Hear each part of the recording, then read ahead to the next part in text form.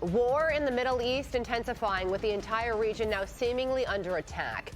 You can see smoke rising in Beirut this morning as Israel pounds Hezbollah targets there. And in Riyadh, Saudi Arabia, the embassy there hit by 2 drones, according to the Saudi Defense Ministry, with thankfully no injuries reported. That, of course, being the U.S. Embassy. Now, despite the attacks and tragic deaths of now 6 U.S. service members, the American military is not slowing down, sharing these images of a newly destroyed Iranian naval ship, highlighting the massive firepower being used in this operation. You're watching Fox and Friends First here on a Tuesday morning. I'm Todd Pyro. And I'm Carly Shimkus. President Trump says the U.S. is ahead of schedule, but the fighting could end up lasting longer than the initial projected timeline of 4 to 5 weeks. Let's head to Tel Aviv, where Chief Foreign Correspondent Trey Yangst has the very latest on the ground there. Hi, Trey. Yeah, hey guys, good morning. Today, the Iranian regime continued their ballistic missile attacks against Israel. We watched here in Tel Aviv as multiple interceptions took place overhead. We know also overnight the Israelis sent a number of troops into southern Lebanon. They say they're just a few hundred meters into the country, and this is meant to be a defensive posture against the Iran-backed terror organization. They are concerned about the possibility of cross-border attacks now that the northern front with this Iran-backed group has opened. The Israelis responding with more airstrikes against the Lebanese capital of Beirut, going after Hezbollah positions in the Dakhya neighborhood. Overnight, I spoke with Israel's former defense minister, Yoav Gallant, who gave his thoughts on the developing war. The coming weeks will shape the coming decades in the Middle East and in this part of the world, and I believe that this should be done precisely according to the plan. We need to finish the job. So, most definitely you can just tell that Iran actually really messed up by attacking people that was not necessarily attacking them, and it made the Trump administration right in terms of the attack, because what you end up happening is it showed them to be exactly what Donald Trump said they were, a bunch of terrorists. It wants to inflict the most pain in terms of terrorizing other nations that have other ideas that pretty much you could say that goes against them, particularly who are allied with Israel or the United States. It doesn't matter. Even if these countries that they seemingly begin to attack, that is their surrounding neighbors, are other Muslim nations. So it becomes a thing to where Iran has just totally put itself in kind of like a segment like Germany did in World War II, because this is seemingly looking like kind of like World War III, because if you look at World War II, to where Hitler just thought that he can just take on the front from all sides. Not to say that not to say that Iran is Germany. By no way is Iran Germany during the World War II era. However, how it seemingly began to take on the battlefront, in which it has, what you're going to end up having is you're going to have Iran being controlled by some type of allied council. This is what we can expect out of this whole Iran idea now that Iran has proven Trump right. Gallant telling Fox News that this opportunity is a historic one for the Iranian people, but the Israelis are also looking at the Gulf countries that are getting hit hard. Overnight, we know the U.S. Embassy in Riyadh, Saudi Arabia, was hit with 2 Iranian drones. Images showed the building on fire. There were no injuries reported because the embassy was evacuated, but there is a defensive posture now developing between these countries that will need some assistance to shoot down the incoming fire. Vice President J.D. Vance was on Fox overnight, and he discussed what the timeline for this conflict looks like. There's just no way that Donald Trump is going to allow this country to get into a multi-year conflict with no clear end in sight and no clear objective. He's defined that objective as Iran cannot have a nuclear weapon and has to commit long-term to never trying to rebuild their nuclear capability. Israel's Prime Minister Benjamin Netanyahu was on Hannity last night, and he said that the Iranian regime was weeks away from being immune to the ability to take out their nuclear and missile programs, and that is why this operation had to take place now. So was the United States there primarily to protect Israel from getting attacked? Because it seemed like Israel had more, you know what I'm saying, to be afraid of at the moment when it comes to being so close as a country that is not a Muslim country, right? But this goes beyond religion at this point, because they you know, you have Saudi Arabia, you have, who else is up in this? Oh, you have Qatar up in this. Who else do you have up in this? You have so many different other Muslim nations that you have Kuwait in this. Man, it's just like, for you to not seem like a terrorist organization, they completely, you know, saying, push the wrong button into making them seem like they were just individuals who sought or that was going to be bullied by the United States at this time, by the United States and Israel, when you're seemingly wanted to attack everybody else that's around you except Lebanon. Lebanon is attacking Saudi Arabia at the moment as well. So here we are. We in an issue to where we have a country that seemingly thinks that it has the ability, I guess because of its relationship with Russia and China. But you are going to see a different Middle East after Operation Fury. Todd, Carly? Trey, yesterday I listened with interest as you reported that Hezbollah has 11,000 to 12,000 rockets and missiles in their arsenal, 6,000 in range of Israeli population centers, which is just 20% of their pre-war rocket amount. It begs the question, how hard will it be to neutralize Hezbollah in Israelis' minds, and what is their thinking as a result of all of these numbers? This is going to be incredibly challenging for the Israeli Air Force, because Hezbollah has had decades to embed itself not only in southern Lebanon, but also in the Bekaa Valley in the north and deep into the capital of Beirut. They do have an advantage here, and that's because they were at war with Hezbollah for the past 2 years, and they've been striking the organization ever since they got involved in the fight following the October 7th massacre and the war that erupted between Israel and Hamas inside Gaza. And so, again, we understand that this operation to push forces into southern Lebanon is only to build a defensive posture. There's no indication they're going to go further north on the other side of the Litani River, for example. But it's an indication that the organization still has the ability to launch ground attacks.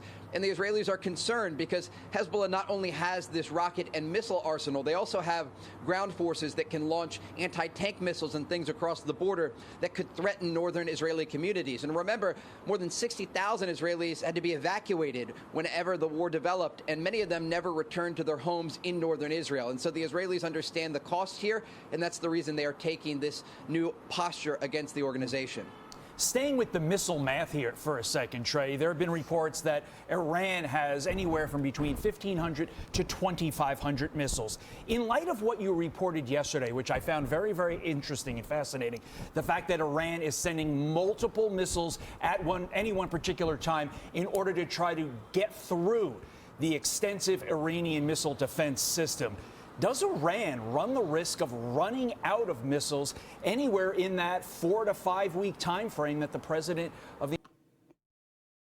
Not only do they got to worry about, just running out of missiles, but who they going to get help from? Ain't nobody coming to save Iran. And that's the crazy part, for your relationship to be so close with China, Korea, but primarily China and Russia.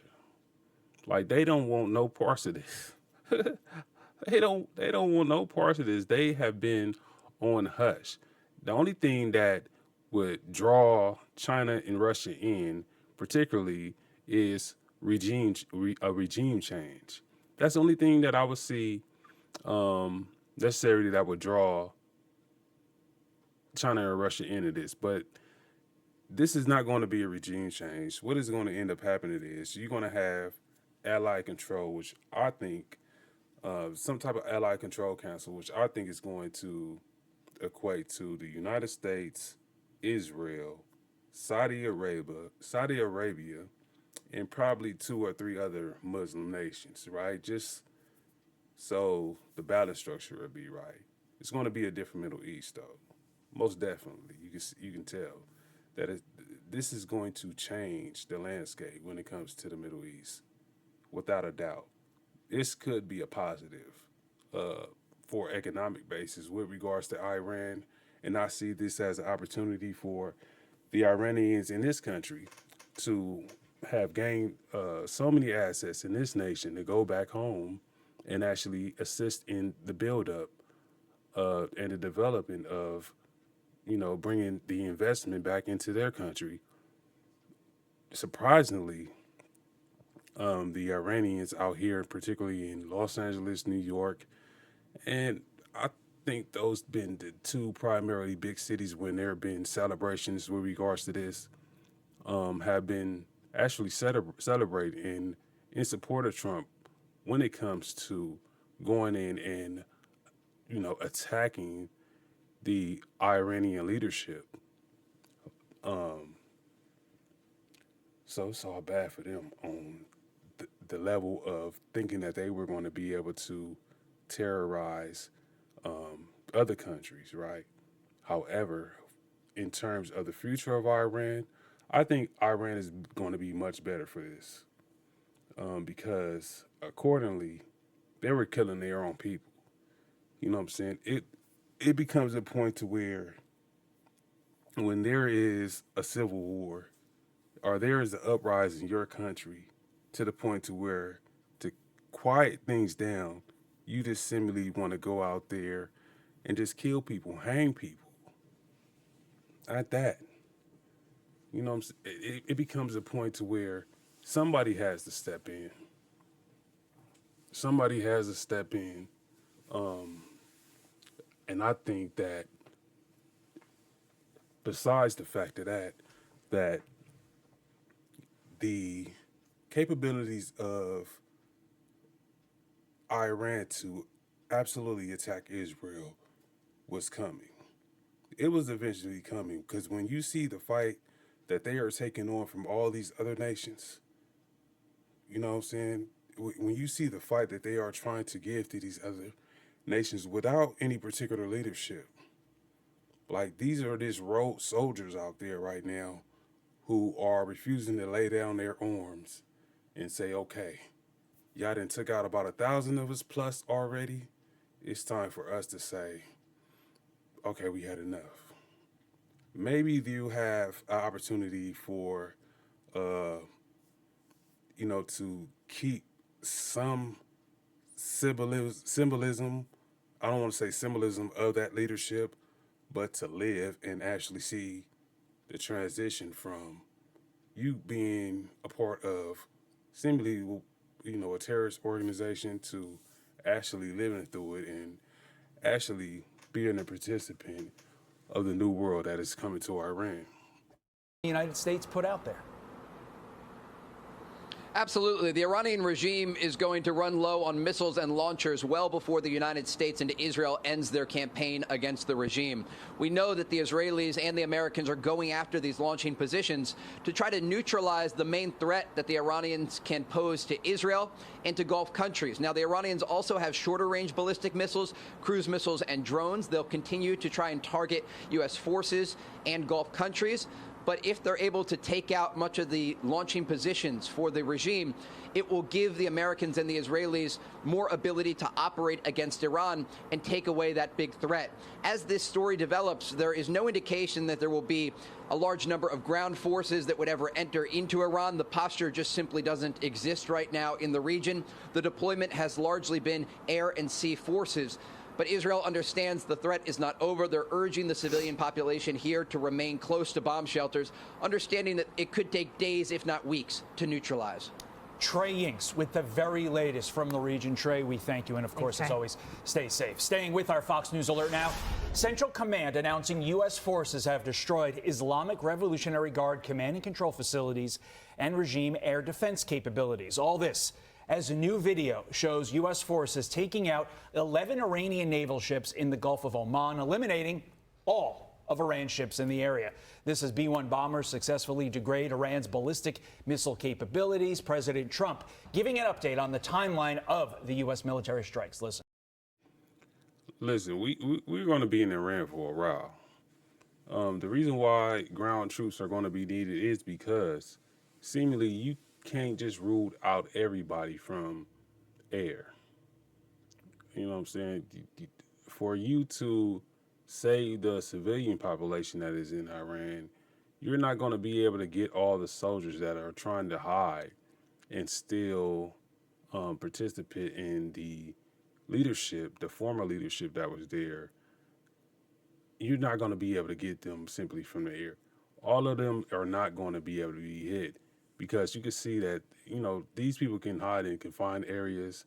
It's some of these people that after all this bombing is done, and these weapons are depleted, here you are, you're going to have ground troops, some type of ground troops to go out there and get these individuals personally. It doesn't have to be United States citizens. It could be some Israelis. It could be some people from Saudi Arabia. But these are the individuals that I think are whoever sends the ground troops out there to finish the job. In terms of the war process, not in the redevelopment process, right? For, you know, Iran's economic stability and its transition from leadership, right? And to allow the Iranian people to take control of the government. What I believe that the people that sends the ground troops are necessarily the people that is going to be a part of this council, that is going to pretty much control the same thing in which you have in what's different from Venezuela than what you have in Iran is you have individuals who is ready to step up and take control of Venezuela, which you will not have that in Iran. So Iran assembly is going to have to be controlled, and out of respect for the Middle East, because it is a Muslim nation, you will have some Muslim countries now being participants in this whole council to bring organization back into Iran. But I believe that it's a beautiful day for the individuals in Iran because economically and to get ultimately what you want out the country, it's going to improve. It's most definitely going to improve. We have the strongest and most powerful by far military in the world, and we will easily prevail. We're already substantially ahead of our time projections, but whatever the time is, it's okay, whatever it takes. We also projected 4 weeks to terminate the military leadership, and as you know, that was done in about an hour, so we're ahead of schedule there by a lot. Joining us now is former CENTCOM director and former U.S. Army Colonel Joe Pacino. Joe, thank you so much for joining us. So the president also says that he is not ruling out ground troops, sending troops in on the ground. Give us a sense of what you believe that could look like. Yeah, in my mind, Carly, that would be a limited troop presence for a limited time. It'd be there'd be a specific time horizon around this to allow for another leadership construct, another regime to take place. And so perhaps you're putting in, you know, Reza Pahlavi. There's talk about Reza Pahlavi going in. In my mind, that's just temporary. He would serve as a bridge to some other leadership structure that's amenable to Israel, that Israel can live with, and that would be amenable to a broader nuclear deal, the kind of nuclear deal that Iran was continually pushing away from. So one thing's for sure, Iran is never going to be able to have nuclear weapons after this. The whole idea of nuclear power into Iran is over. And them telling the world that story that we want to develop nuclear power, just like China or the United States of America, for instance, that's never going to happen. You know what I'm saying? That's just like Germany can never have a military again. One thing is for sure certain is Donald Trump is definitely going to secure the thought of through policy, through whatever, through negotiations, through agreements, that Iran is never going to be a nuclear power. In my mind, that's after this phase. General Kane and Secretary of War Hegseth yesterday, they spoke about 4 objectives, right? Destroy the Navy so that Iran can't hold the Strait of Hormuz at risk and couldn't restrict oil. Okay, that's done. Continue to attrit and destroy all of the ballistic missile capability of Iran. That's well on its way, as you said in your last segment. Then knock down the nuclear facilities, to continue to grade the nuclear facilities, that's ongoing, and then destroy the proxy networks in the region. So once those 4 are done, I think a limited troop presence perhaps to allow a regime that's not a hardline regime, so that you don't have, like, for example, the Islamic Revolutionary Guard Corps take over in Tehran, because that would be even more hardline than the mullahs. The president also vowing to step up strikes on Iran, warning, quote, his quote, "The big one is coming." What possible targets could be next when the president refers to? That target is going to be that oil that Iran has. Iran, just like Venezuela, has a very big oil reserve. And this thing about, this has probably been a play all along. The reason why Saudi Arabia get along so long with Trump, right, is that if you have Saudi Arabia, the United States, Israel making money, giving it Israel the availability to have strengthen its economy. If you have these 3 individuals alone controlling the oil that's in Iran, with an open strait over there, right? Hey, that changes the game just right there, with that on the same path of allowing Iran to still build its economy with the use of that oil. That just changed the game for the Middle East completely. Like I said, it is a good day for Iran, for the Iranians in this country, to have the possibilities of going back home without being in fear of any terror, of anything happening to them while either visiting or going back to stay permanently. to the big one coming? Well, in my mind, they'll continue to hit the leadership and continue. These are not really pinpoint strikes. These are bunkers. These are fortified structures where the mullahs are bunkered down in. I think they're going to continue to hit those. They're going to continue to hit the ballistic missile capability. And all this is happening now with through technology. We've got sensors. We've got AI capabilities that are collecting data through satellites in low Earth orbit. Data's coming in. It's being sorted through machine learning. So all this is happening very quickly. We've got an air campaign with the B-1 and B-52 bombers. We've got capabilities that are coming out of the carrier strike groups, Tomahawk missiles coming out of the submarines. And so this is going to continue, as President Trump described, for the coming weeks. So President Trump said that his biggest surprise so far has been Iran attacking the Gulf states to the level that they are. Do you think that this will prove to be a mistake by Iran in the end? It already has, Carly. This is a stunning strategic miscalculation by Iran. In fact, it's already pushing the Gulf states towards Israel. And the Gulf Coordination Council has already decried Iran and has already vowed to get back at Iran for this. For some reason, my audio just seems to be a little bit teetering, just a little bit. So excuse that. And I think this could possibly set the Gulf states on path towards normalization with Israel, which would reset the region, particularly if you have a new leadership, a new regime in Iran that's not a hardline regime.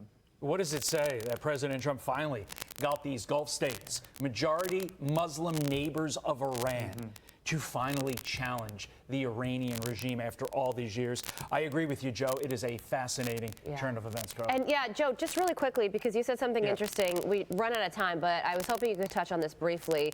Of course, General Kane and Secretary Hegseth had this big press conference yesterday, and you talk about the most important people that they were speaking to. Can you tell us about that? The most important people they were speaking to was the leadership. So just, and we're going to get through this very quickly, but what you want to see right now is the leadership in Iran. So what you want to see right now is the conventional force split from the paramilitary force. Okay, Secretary Hegseth, hey, we're going to continue. We're going to wipe out the leadership.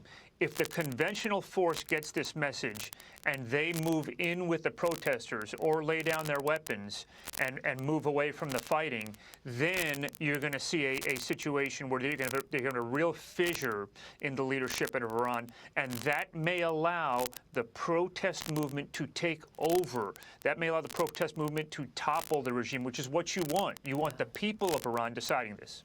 It's a crucial distinction. Former CENTCOM director and former U.S. Army Colonel Joe Pacino. Thank you. Listen, I wouldn't want to be those individuals who are left in this country and that decided to stay with the old regime.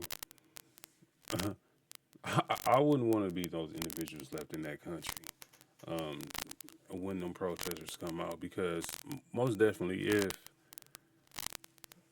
if the soldiers, the ground troops don't handle them protesters are definitely going to handle them, bro.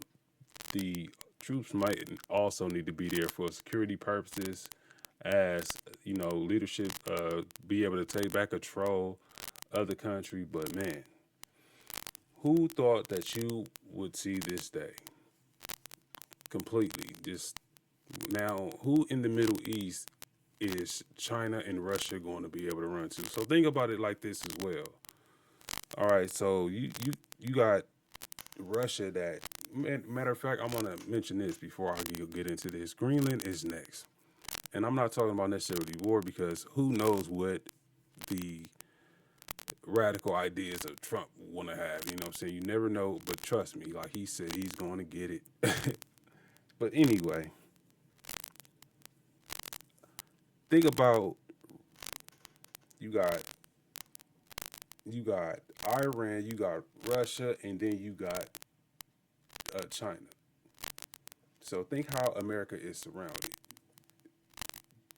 China and Russia has already tried to gain so much influence in South America that Trump had to go in there and get Venezuela. And with Venezuela, Cuba is coming along with Venezuela from the play that was done in Venezuela with regards to getting Nicolas Maduro.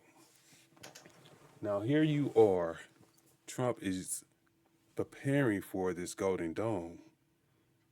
On one side, this Iranian side, which can seemingly be thought of as a weak side, we still have to deal with North Korea. However, North Korea has not had the capabilities to have a missile, I believe at this moment, to reach the United States. So if you want a Korean missile to reach the United States, why wouldn't you just want to work with Iran, right? At any time, these missiles can move into Iran from a place like North Korea, a place like China, or, you know what I'm saying, to actually get into the United States. Like, Iran can be used as a launch point when you think about it. So, is this play necessary for national security? Yes, it was. Did Iran fall for it? with this whole ideology with regards to how it wants to terrorize its own people.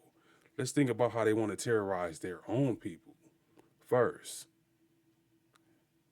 and how that has seemingly threatened Israel. It becomes a threat to Israel when just looking at the views of how they want to treat their own people alone. And you see the consistent of them having, Israel having to deal with all these other Muslim countries. But Iran is being the biggest threat. What you think was going to happen out of that whole issue? Especially out of the United States relationship with Israel. It was a play that should have been happening a long time ago, honestly. It's like Trump said, they've been doing this for the last 47 years, and technology is only getting that much better. Tiny Cross-H.U.G on the Trumped Up Live show. Always remember to like, share, and subscribe to the channel. Always remember as well, it's a good day to be a soldier.